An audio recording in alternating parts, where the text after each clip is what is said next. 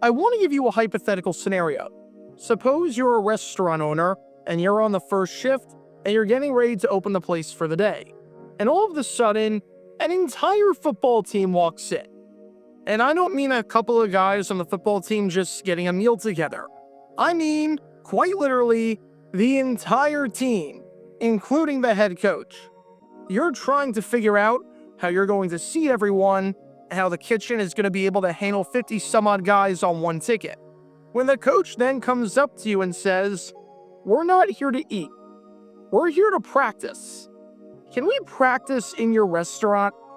And it's not like this is a big restaurant that has a ballroom or anything like that, where there actually is space to practice.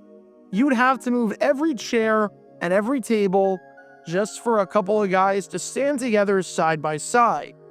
You look at the coach like he has 5 heads, because you're wondering why you'd practice football on somewhere that's not a football field, and how you could even have the space to practice at a restaurant.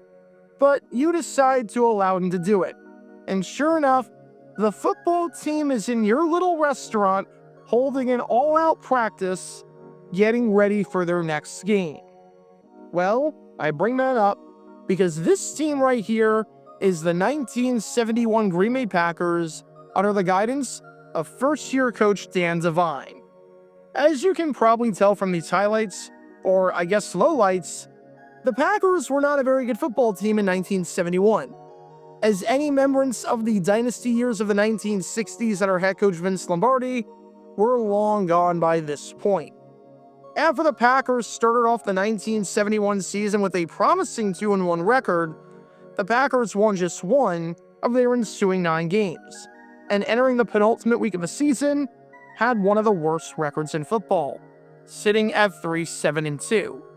They had no quarterback, as Bart Starr was on his last legs, and Scott Hunter wasn't doing much of anything, with the Packers throwing 12 touchdowns and 24 interceptions with a completion percentage of 47.6% across the whole season, and a passer rating of 45.8, which was, unsurprisingly, one of the worst totals in the league.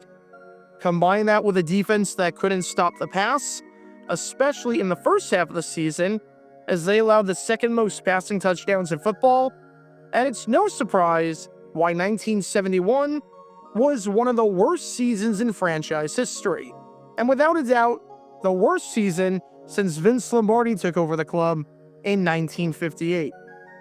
The 3 years after Lombardi left, the Packers were a middling team and were painfully average and mediocre, but by 1971, they were truly and indisputably bad, as with 2 weeks to go, no team in the NFC had fewer wins than Green Bay, and only the Buffalo Bills and Houston Oilers had fewer wins across the entire league.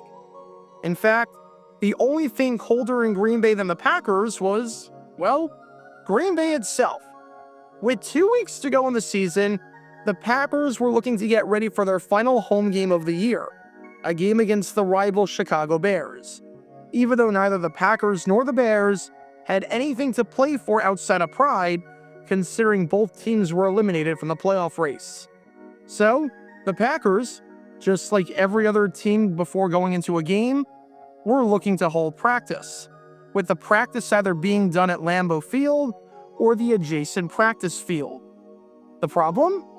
It had been a fairly harsh start to the holiday season from a weather perspective in Green Bay, as from the end of November until the start of December, Green Bay got pounded with nearly a foot of snow. If it was just snow, that'd be one thing, because you could clear that off pretty easily.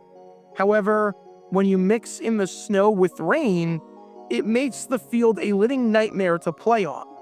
It makes the field a wet mess, where no one's able to find their footing, where the field is completely waterlogged, and where the field is a giant mud pile. Lambeau Field was unavailable to be used because of the conditions, and because they didn't want the field getting any worse for the actual game on Sunday, because it would be too unsafe and would look awful on television. The practice field next to Lambeau Field was unsafe to be used because it was too muddy. Maybe there was another field in Green Bay that could be used. Well, not quite, because Green Bay is not that big. It's not like certain cities that are big, where maybe one section of the city doesn't get hit as bad as the other. When Green Bay gets hit, the entire city gets hit. Any other field in Green Bay was a complete waste by this point, because it'd be even more waterlogged and muddy, because they're not keeping up with it with professional groundskeepers the way that the Packers are doing it with their field. It's like how if a middle school math teacher can't solve a math problem, there's no way that a middle school student is going to be able to solve it. So, practicing outside was, unfortunately for this team right here, completely out of the picture. But have no fear, you can always practice inside. Even though there aren't any indoor stadiums in Green Bay, teams have practiced indoors before and have practiced inside nearby arenas. Heck, the Packers did that under similar circumstances in 1968 when they had to move practice to the Brown County Arena, a 5,000-seat arena right across the street from Lambeau Field. So, if the Packers moved it into an arena, then this is somewhat of a non-story. It's not ideal by any means, and because of the limited distance and space, you can't do a ton of special teams work, but you can at least do something. However, there was one small problem with this, and that was the fact that the Brown County Arena, unlike when the Packers moved practice there in 1968, was occupied because the Green Bay Bobcats, a now-defunct semi-pro hockey team in the now-defunct United States Hockey League, had a game there. The ice was already down, and the arena was being used for hockey, meaning that, technically speaking, the Packers got kicked out for a semi-pro hockey team. Their backup plan was completely shot. They couldn't practice at Lambeau. They couldn't practice on their practice field. They couldn't practice at a nearby field. They couldn't practice at the arena. They needed to get a practice in, but had nowhere to do it. So they contacted a local restaurant. I can't even imagine how that conversation must have gone, but the Packers, all out of options, decided to call up Bilott's Forum, a restaurant next to the Midway Motor Lodge, which today sits as a Best Western. And they, quite simply, asked Bilott's if they'd be willing to allow the Packers to hold practice inside of their restaurant. I'm not sure whether to be amazed that Bilott's said yes, or to not be surprised by this, because on one hand, this is an insane request, but on the other hand, the Packers are so ingrained in the community, more so than any other team, and pretty much are the community. So if the Packers ask you for a favor, you do it. But Bilotti said yes, and the Packers were able to hold practice before their game against the Bears inside a restaurant. All of the chairs were moved off to the side, all of the tables were pushed off to the side, and the Packers, in a complete makeshift setup, found themselves getting ready for a game against their biggest rival in the middle of a restaurant. Coach Devine tried to make the most of the situation, talking about the positives from working out indoors by saying, "The big thing about working indoors is that you have a more attentive group." And sure, I suppose that is a positive. Because it's in a closer space, everyone is closer to each other, and everyone is focused at all times. Plus, it can break up the monotony of doing the same thing every practice. Switching up your environment can be good for getting off of autopilot and for getting you to focus. However, there were a lot, and I truly mean a lot of cons from working out indoors. The Packers couldn't throw the ball because the ceiling was too low. The Packers couldn't kick the ball because the ceiling was too low. They could practice some field goal protection packages, but minus the actual field goal part. They could practice some short yardage situations, but nothing longer because of the limited space and height of the ceiling. And any punts?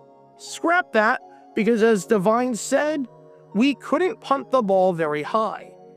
Any punts might not just hit the ceiling, but rather break it.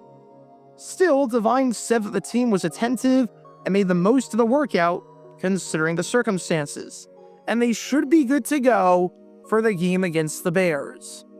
Just the fact that the Packers were able to practice under these conditions was a feat in itself. What might be even more remarkable, however, was the fact that during this game right here against the Chicago Bears, the Packers somehow won. Seriously. Despite the fact that the Packers had the fewest wins of any team in the NFC entering the game, and despite the fact that the Packers couldn't really practice all week, being constrained to a freaking restaurant, the Packers, in their final home game of the year, were able to give their fans something to cheer about by destroying the Bears, taking it by a final score of 31-10, in a game where they never trailed at any point. Green Bay forced 3 turnovers, held Chicago to just 2.5 yards per carry on the ground, or just 2.2 yards per carry if you exclude quarterback runs and only count design runs, and for one of the few times all season, were exceptional in pass defense, as the Bears quarterbacks of Kent Nix and Bobby Douglas combined to go just 11 for 29, completing less than 38% of their passes at a time when the average completion percentage was roughly 51%. Not only did this win give the Packers a season sweep of the Bears, but this was likely the moment that the Bears realized that Jim Dooley was not the right man to be in charge of the organization, leading to him getting fired at the end of the season as the Bears ended 1971 on a 5-game losing streak, with this game in particular, considering the circumstances, being the straw that broke the camel's back. What the Packers did during this game right here in 1971 was nothing short of remarkable, especially since they didn't really have any other games like this. It was the only time all season that the Packers scored 30 or more points and allowed 10 or fewer. The last time they had a game that dominant on both sides of the ball was when they beat up on the Atlanta Falcons in Week 4 of the 1968 season. And to think they did it all by practicing inside a restaurant attached to what is now a motel. The 1971 Packers weren't good for much, as it was one of the worst seasons in franchise history. But they did serve to teach us an important lesson. It doesn't matter what space you're working in. It doesn't matter what your environment is. Just because you're not in your normal space doesn't give you an excuse to not be good and not be productive. Because on this day in 1971, after working out inside a restaurant, I think it's fair to say that the Packers were hungry for a win. Check out our live streaming schedule for the next few days. We're live every single day on this channel, whether we're covering a sporting event or playing GeoGuessr or just taking your requests. So make sure you like and subscribe and turn on the notification bell so you don't miss a single time that we go live and so that you can join this community. Also, thanks to all our members and our Patreon supporters who get exclusive perks like their name at the end of each video, members-only Q&A streams, and cool emojis to use on videos and during streams. See how you can join this community and become a member or a Patreon member by clicking the link in the description below.